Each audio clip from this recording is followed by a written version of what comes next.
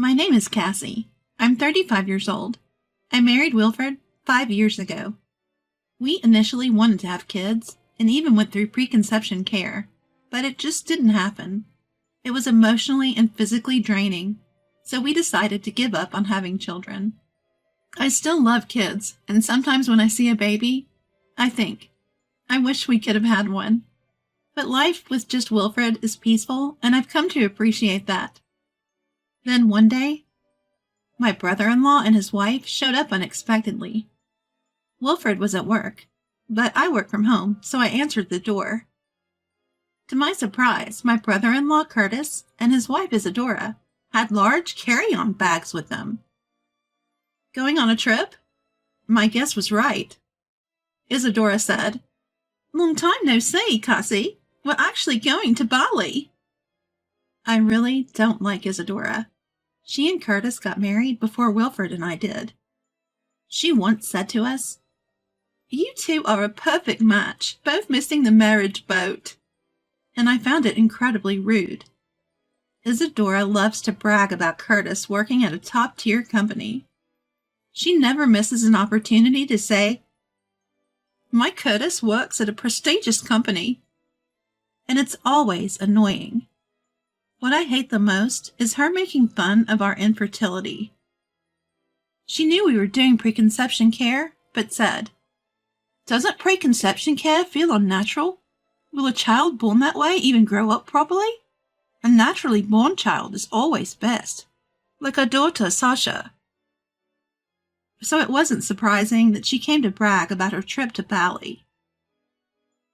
I was about to say, "Have a good trip," and close the door when Isadora said, "Wait," and pushed her 3-year-old daughter, Sasha, towards me. "We came to leave Sasha with you. She's too young to appreciate Bali. We'll be gone for a week, so take good care of her."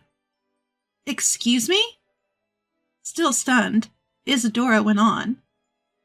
"Sasha has dry skin, so please apply cream after her bath. Oh, and she usually goes to bed at 8, so make sure she's asleep by then. She's potty training, so take her to the toilet as much as possible. And absolutely no eggs. She's allergic." "Wait. What?"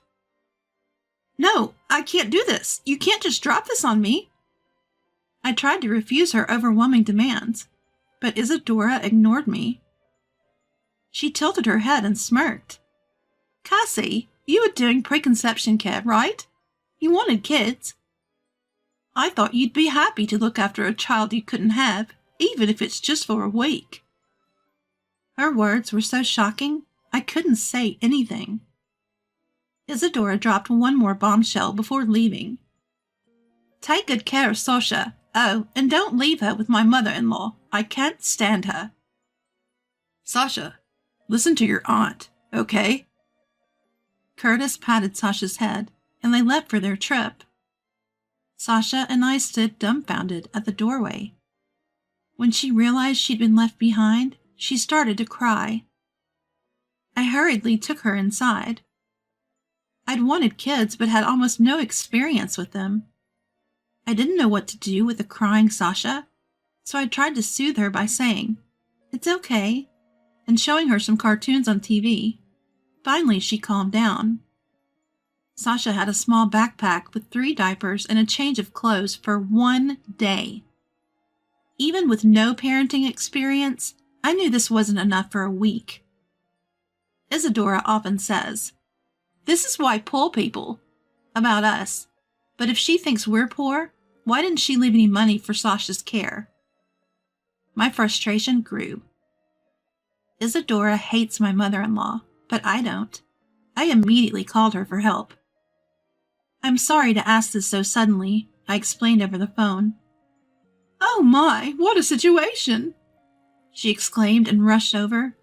My mother-in-law is straightforward, and often misunderstood as harsh, but I like her cheerful and no-nonsense personality. "Grandma!" "Sasha, long time no see. How have you been?" Sasha was thrilled to see her. Isadora never visited her in-laws, but when she was away for work, Curtis would often leave Sasha with my mother-in-law. Of course, we kept it a secret from Isadora. My Sasha has become quite the talker. Curtis can't keep secrets, so he stopped leaving her with me. It's nice to see Sasha after so long," said my mother-in-law, genuinely happy. Sasha seemed happy too. So when my mother-in-law asked if she could take her, I said, "Please do." That night, Wilfred came home. When I told him what happened, he was furious. "Isadora knew we wanted kids, and still said that? You handled it well, Cassie. I would have lost my temper," he said, making me feel a bit better. A week later, a tanned Curtis and Isadora came to pick up Sasha. Wilfred had taken the day off, so we both confronted them. When we told them we'd left Sasha with my mother-in-law, Isadora's face twisted in anger. "I told you not to leave her with my mother-in-law. I hate her. Sasha likes her for some reason, and it bothers me." "Isadora, could you not openly say you hate someone's mother? It's rude," Wilfred calmly replied. Isadora glared at me. "I left Sasha with you out of goodwill. You both wanted kids, so I thought you should experience what it's like. It's not all fun and games, and you trampled on my goodwill by not even listening to my simple request. That's low." Her audacity left me cold. I snapped. People probably got mad at this. I confronted Isadora with the words that came to my mind, which had become strangely calm. "The ones who are low are you and Curtis." "What? Why didn't you take Sasha on your trip? You say she's too young to appreciate Valley, but you just didn't want the hassle. And leaving her for a week with only 3 diapers and 1 change of clothes, what's that about?" "Well, would you normally leave your egg-allergic child with someone else, even a relative? Allergies can be life-threatening, and Sasha cried when you left. Did you even consider how she'd feel being abandoned for a week?" Isadora and Curtis were speechless. Finally, Isadora forced out some words. "But I left Sasha with you out of goodwill, Cassie. You work from home. You have time. We're family. You could help a little with childcare. Or is it because you're poor and you didn't get paid for babysitting?" As I sighed at Isadora's relentless need to belittle me, Wilfred, standing next to me, spoke up. "Listen, Isadora, you keep calling us poor, but I think we earn more than you do. I work for a top international company, and Cassie makes twice as much as Curtis." As he said this, he pointed to a character merchandise displayed in our entryway. "Recognize this character?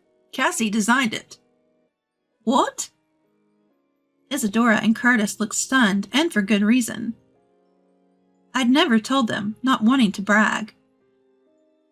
But I was the designer of a character everyone knows. Designing its illustrations and merchandise is my main job, but I also illustrate children's books and create corporate mascots. I'm far from idle at home. I had no idea Cassie was such an amazing illustrator. "Hey, Cassie, give me an autograph. I want to show off at work." I couldn't hide my disdain as Curtis stepped forward, ignoring his stunned wife, and asked for an autograph. No. I refused, but he kept begging. "Come on, please." Just then, my mother-in-law walked up from behind Isadora and Curtis. "Ah, Mom." Wilfred noticed her, and Isadora quickly turned around. Isabella told her mother-in-law to bite. "Mother-in-law, thank you for taking care of Sasha. We'll take her back now." "No, I'll keep Sasha for a while longer." "What?" "What are you talking about, Mom?" Isadora and Curtis half smiled, thinking my mother-in-law was joking, but she was serious. "Have you been feeding Sasha properly?" My mother-in-law had been concerned that Sasha was smaller than other kids her age.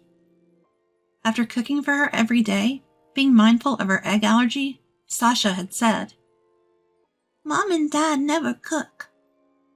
It seems that Isadora and Curtis found it too much of a hassle to prepare meals for their 2-year-old daughter Sasha, who has an egg allergy, so they've been giving her store-bought baby food. You can't blame anyone for calling this neglect. I've reported you to Child Protective Services. I've also offered to take care of Sasha for a while, so you two should go home," said the mother-in-law, who had worked as a public health nurse for many years and was very knowledgeable about child development.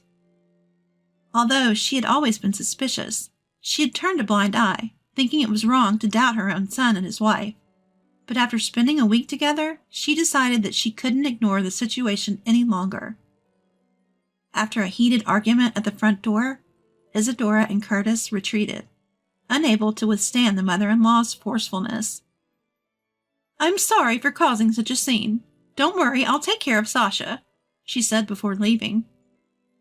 Within a month of this big commotion, Curtis showed up unannounced at our house. Apparently, his affair had been discovered. He had lied about going on a business trip abroad and was caught meeting his mistress. Isadora kicked him out. Initially, he went to his parents' house, but since Sasha was there, his father-in-law kicked him out. And he had no choice but to come to our place. Of course, we have no obligation to hide Curtis at our house, so Wilfred and I flatly refused. "We have no obligation to harbor you. Why don't you find a hotel?" we told him. And he left, shoulders slumped. In the end, Isadora and Curtis divorced. Curtis gained sole custody and moved back in with his parents after apologizing. I've heard from my mother-in-law that he's working hard to be a good dad to Sasha now, I learned. Isadora, who had not been properly raising Sasha, lost custody and broke down crying during the negotiations. She quit her job and returned to her parents' home in the countryside. It was pitiful to see Isadora, who had always acted so superior, end up broken and retreating to the countryside. "Auntie, did you come to play again today?" "Yeah, what should we play today?" "Let's play house. You'd be the baby, and Sasha would be the mom." "Sure." I started visiting my in-laws to play with Sasha during my work breaks. Both my in-laws and Curtis, who works during the day, are grateful for it. "I really appreciate you being so good to Sasha," Curtis told me recently. But even without their gratitude, I'm just happy to be friends with Sasha. When she lived with Isadora and Curtis, she often had a doll-like expression. But now she shows a lively, childlike smile. And above all, I love my picture books. And she absolutely loved the picture books I bring from work, which boosts my motivation even more.